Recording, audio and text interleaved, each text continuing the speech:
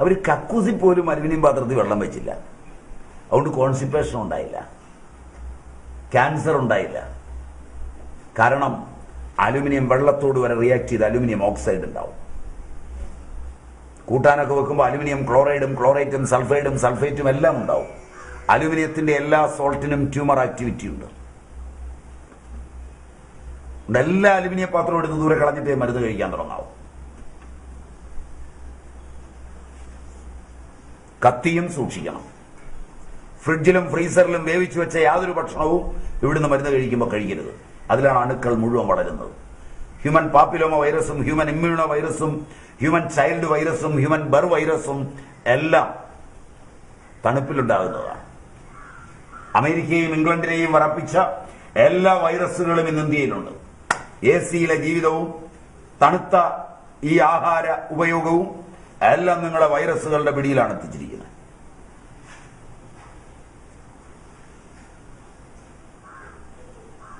Microwave ഓവനിൽ പാചകം ചെയ്യുമ്പോൾ ഒരു വൈറസും ചാവില്ല. അതുകൊണ്ട് അവയും ഉപയോഗിക്കരുത്. ടെസ്റ്റ് ചെയ്ത് നോക്കാൻ നിങ്ങൾക്ക്. മൈദ തുടരുത്. ഗോതമ്പിന്റെ തവിടുമുമയും കളഞ്ഞ് അലോക്സാൻ എന്ന കെമിക്കൽ ചേർത്ത് സോഫ്റ്റ് ആക്കുന്ന മൈദ മാരകമായ ആരോഗ്യ പ്രശ്നങ്ങൾ ഉണ്ടാക്കുന്നതാണ്. അരിപ്പൊടി, പുട്ടുപൊടി ഇവയെല്ലാം അലോക്സാൻ ചേർന്നാണ് വരുന്നത്. മൈദ മാത്രമല്ല, ബീറ്റാ കോശങ്ങളെ ബാധിക്കുന്നതും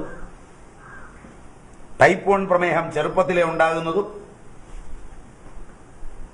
pituitary adenoma, glioma, mixed glioma, glioblastoma മുതലായ രോഗങ്ങൾ ഉണ്ടാക്കുന്നതുമാണ് ഈ സാധനം. മൈദയുടെ പൂർണ്ണാവതാരമാണ് പൊറോട്ട. പൊറോട്ട തിന്നുന്നെങ്കിൽ ഇവിടുത്തെ മരുന്ന് വാങ്ങരുത്. മൈദയുടെ അംശാവതാരങ്ങളാണ് bread, bun, cake, biscuit, noodles, സേമിയ, അടപ്രഥമനുള്ള അട, വീട്ടിൽ വറക്കുന്ന എണ്ണമറ്റ കൊണ്ടാട്ടങ്ങൾ, വില കുറച്ച് നിങ്ങൾ പുറത്തുനിന്ന് വാങ്ങിക്കുന്ന കശുവണ്ടി പരിപ്പ്, പാൽപ്പൊടി, വില കുറച്ച് 30 രൂപയ്ക്ക് വാങ്ങുന്ന അടിയന്തരത്തിനും കല്യാണത്തിനും ഉപയോഗിക്കുന്ന ബിരിയാണി റൈസ്, ഇതെല്ലാം മൈദയുടെ വേഷഭൂഷകളാണ്. ഇവയിലേത് കഴിക്കുന്നുണ്ടെങ്കിലും ഇവിടുത്തെ മരുന്ന് വാങ്ങരുത്.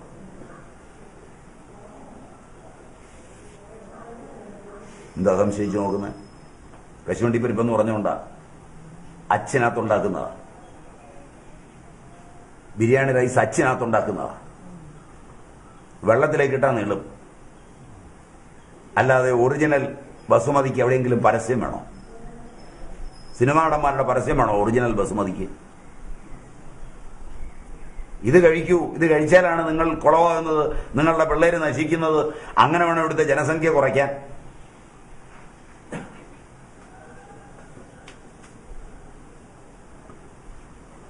ഇതൊക്കെ തിന്നുന്നവർ ഇവിടുന്ന് മരുന്ന് വാങ്ങരുത്. വലിയ പാടാണെന്ന് മനസ്സിലായില്ലേ? ഇവിടുത്തെ ചികിത്സ വിഷമമാണെന്നെങ്കിലും മനസ്സിലായില്ലേ? പുറപ്പെടുമ്പോൾ വിചാരിച്ചെന്താ, സ്വാമി നുള്ളി എടുക്കുന്ന അക്കി എടുക്കുമെന്നൊക്കെ ആയിരിക്കും വിചാരിച്ചിരിക്കുന്നത്. ഞാൻ രോഗം നുള്ളി എടുക്കുകയും അക്കി എടുക്കുകയും ഒപ്പിയെടുക്കുകയും മുത്തിയെടുക്കുകയും കെട്ടിപ്പിടിച്ചെടുക്കുകയും തലേക്കാൽ വെച്ചെടുക്കുകയും വെള്ളം കുടഞ്ഞെടുക്കുകയും ഒന്നുമില്ല. ഒരു അഭ്യാസവും എനിക്കില്ല. അതാണ് മറ്റ് സിദ്ധന്മാരിൽ നിന്ന് എനിക്കുള്ള വ്യത്യസ്തത. അതും പറഞ്ഞുതരും, തീർച്ചയായും പറഞ്ഞുതരും. നല്ല സാധനങ്ങൾ കഴിക്കാൻ ഇഷ്ടം പോലെ കിട്ടും. അത് മേടിക്കാനുള്ള യോഗം ഉണ്ടാവും. കണ്ടാൽ തിരിച്ചറിയണം. അതൊക്കെ മാർക്കറ്റിൽ ഇല്ലാതായിട്ടില്ല. ഇല്ലാതായ പിന്നെ ഞാനിവിടെ ഇരുന്ന് പറയുമല്ലോ. അതിന് കാശ് കൊടുക്കുമ്പോൾ ബാർഗെയിൻ ചെയ്യാതെ മേടിക്കാനും പഠിക്കണം. അത് പറഞ്ഞുതരാം. ആദ്യം കഴിക്കരുതാത്തതാണല്ലോ ആദ്യം പറഞ്ഞുതരേണ്ടത്. നിങ്ങൾ കഴിച്ചുകൊണ്ടിരിക്കുന്നത് ഇതെല്ലാമാണല്ലോ. സിനോട്ട് ഇതെല്ലാമല്ലേ ഇപ്പൊ കഴിച്ചുകൊണ്ടിരിക്കുന്നത്. അതുകൊണ്ട് അതാദ്യം പറഞ്ഞിട്ട് ആയിക്കോട്ടെന്ന് വെച്ചാ. മുട്ടേറ്റിയത് യാതൊരു സാധനവും കഴിക്കരുത്. ഒരു തോട്ടത്തിലെ വാഴ ഒന്നിച്ചു കൊലയ്ക്കും, ഒരു തോട്ടത്തിലെ പൈനാപ്പിൾ ഒന്നിച്ചു കൊലയ്ക്കും. അതൊന്നും മേടിച്ച് ഉപയോഗിക്കരുത്. അത് ഹോർമോണിലാണ്. 27 ദിവസം കൊണ്ടാണ് ഒരു കോഴി പൂർണ്ണ വളർച്ചയെത്തുന്നത്. 2 കൊല്ലം എടുക്കും ന്യായമായി ഒരു കോഴിക്കുഞ്ഞിനെ വളർത്തിയാൽ. ഹോർമോൺ, കോൺട്രാസെപ്റ്റീവ് ഹോർമോണുകളിൽ ട്രീറ്റ് ചെയ്താണ് ബ്രോയിലർ ചിക്കൻ വികസിപ്പിക്കുന്നത്, ബ്രോയിലർ മുയൽ വികസിപ്പിക്കുന്നത്, ബ്രോയിലർ താറാവിനെ വികസിപ്പിക്കുന്നത്. 27-ാം ദിവസം തിന്നാൻ തുടങ്ങാം. 40 ദിവസം വരെ തിന്നാം. 40-ാം ദിവസം അതിന് വാർദ്ധക്യമാവും, വേവില്ല, നാരാവും. 48 വരെ അത് ജീവിച്ചാൽ ഹൃദയം പൊട്ടിയേ ചാവും. ഹൃദയത്തിന് ഇന്ന് വരുന്ന ബ്ലോക്കിൽ നല്ലൊരു ശതമാനം ചിക്കോയിലിൽ നിന്നാണ്. അമേരിക്കയിലും ഇംഗ്ലണ്ടിലും കോഴിയെ കെട്ടിത്തൂക്കിയിട്ട് അതിന്റെ എല്ലാം പറിച്ചു കളഞ്ഞ് ഒരു പ്രത്യേക ആവേഗത്തിൽ കറക്കി ചിക്കോയിൽ മാറ്റിയിട്ടാണ് വിൽപ്പനയ്ക്ക് വരുന്നത്. നിങ്ങളുടെ നാട്ടിൽ അതുമല്ല.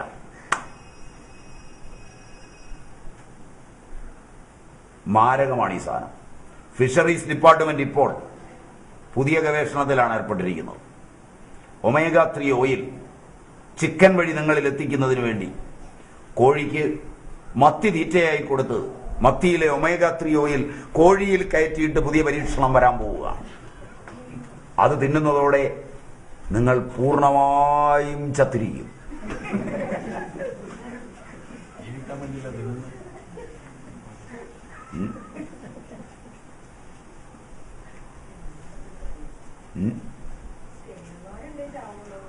ഗവേഷണമാണ് മുഴുവൻ.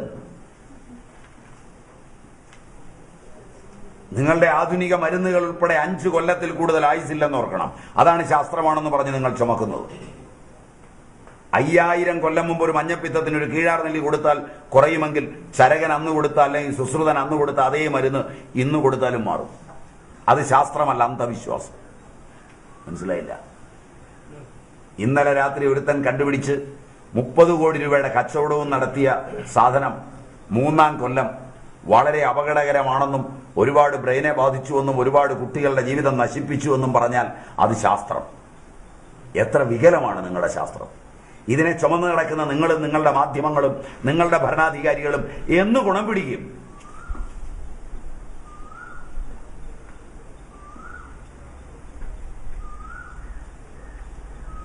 ശരിക്കാലോചിക്കേ.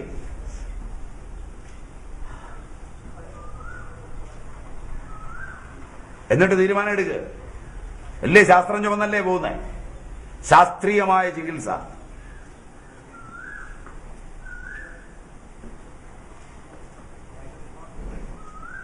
കോഴിയെ തിന്നുമ്പോൾ ഒരുപാട് അപകടമുണ്ട്. അതിന്റെ കോശങ്ങളുടെ വർധനവ് വാർദ്ധക്യത്തിലേക്ക് കൊണ്ടുപോകുന്ന ക്ഷണനേരത്തിലാണ്. 2 കൊല്ലം യൗവനമെടുക്കാൻ പ്രായമാകുന്ന കോഴി,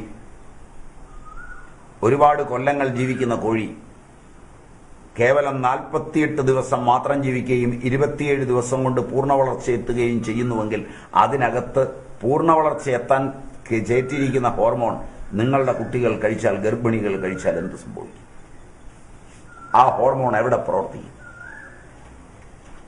1960കളിൽ കേരളത്തിലെ പെണ്ണുങ്ങൾ 18, 19, 20 വയസ്സിൽ ആദ്യത്തെ മെൻസസ് കാണിച്ചു. അന്ന് കോടതി 18 വയസ്സ് പ്രായപൂർത്തി പറഞ്ഞു. ശാസ്ത്രം രംഗപ്രവേശം ചെയ്തപ്പോൾ 1980-ൽ ആഹാരത്തിന്റെ രീതി മാറിയപ്പോൾ 14 വയസ്സിൽ സ്ത്രീകൾ മെൻസസായി. അതിനനുസരിച്ച് ആയുർദൈർഘ്യവും കുറഞ്ഞു എന്ന് മനസ്സിലാക്കണം. ആയുർദൈർഘ്യം ശാസ്ത്രീയമായി കൂടുകയല്ല. 20 വയസ്സിൽ മെൻസസ് ആയപ്പോൾ 120 വയസ്സുവരെ ജീവിച്ച സ്ത്രീകൾ 14 വയസ്സിലേക്ക് കുറഞ്ഞപ്പോൾ 84 വയസ്സിലേക്ക് ആയുർദൈർഘ്യം താന്നു.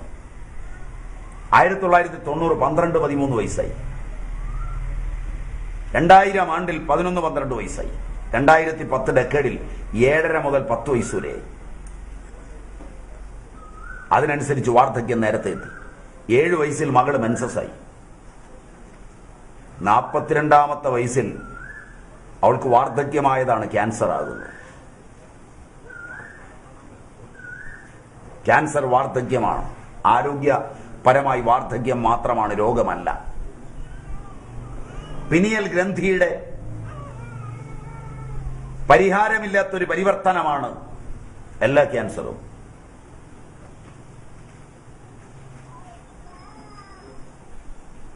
അതുകൊണ്ട് ക്യാൻസറിനെ രോഗത്തിന്റെ പട്ടികയിലല്ല ഞങ്ങൾ ചികിത്സിക്കുന്നത്. ഞങ്ങൾ വിശ്വസിക്കുന്ന ആയുർവേദത്തിന് മാത്രമേ അത് ചികിത്സിക്കാൻ ശാസ്ത്രമുള്ളൂ എന്നാണ്. കാരണം വാർദ്ധക്യത്തിന് ചികിത്സയുള്ളത് ആയുർവേദ ശാസ്ത്രശാഖയിൽ മാത്രമാണ്.